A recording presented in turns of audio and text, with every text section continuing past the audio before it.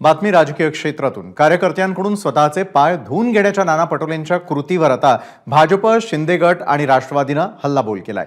काँग्रेसच्या नेत्यांनी माफी मागावी अशी मागणी आमदार राम कदम यांनी केली आहे। तर शिवसैनिकांवरही पाय धुण्याची वेळ येणार अशी टीका आमदार संजय शिरसाट करतायत। नाना पटोलेंनी स्वतःला संत समजू नये असा सल्ला अमोल मिटकरींनी दिलाय।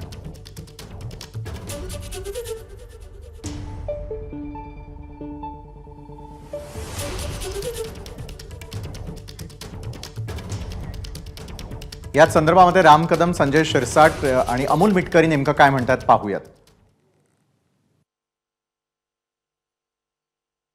देशाचे आदरणीय पंतप्रधान सफाई कर्मचाऱ्यांचा गौरव करत असताना स्वतःच्या हाताने त्यांचे पाय धुतात आणि दुसऱ्या ठिकाणी काँग्रेसचे प्रांत अध्यक्ष एका गरीब कार्यकर्त्याकडून पाय धुवून घेतात।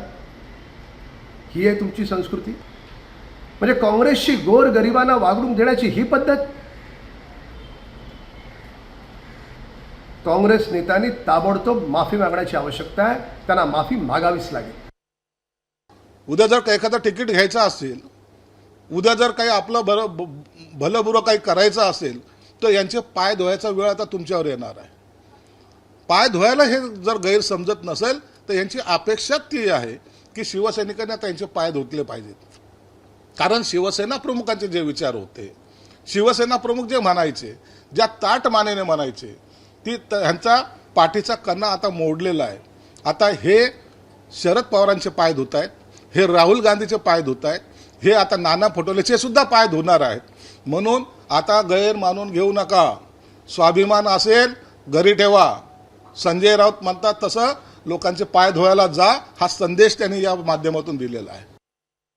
वाडेगाव, जिल्हा अकोला येथे संत गजानन महाराजांच्या पालखी सोहळ्यामध्ये काँग्रेसचे प्रांताध्यक्ष श्री नाना पटोले साहेब यांचे पाय चिखलाने माखले होते। साधारणपणे वारकरी संप्रदायामध्ये एकामेकाच्या पाया लागणं हा प्रकार मी ऐकला होता, पण कार्यकर्त्यांकडून पाय धुवून घेणं हा पहिला प्रकार मी काल पालखी सोहळ्याच्या निमित्तानं बघितला। ही अत्यंत संतापजनक घटना आहे। नेत्यांनी कार्यकर्त्यांकडून पाय धुवून घेणे, मला असं वाटतं हा लोकशाहीचा आणि त्या कार्यकर्त्याचा अपमान आहे। त्याच्यामुळे नाना पटोलेंनी स्वतःला संत समजू नये आणि विशेष म्हणजे कार्यकर्त्याला अगदी आपला नोकर समजू नये। एबीपी माझा, उघडा डोळे बघा नीट।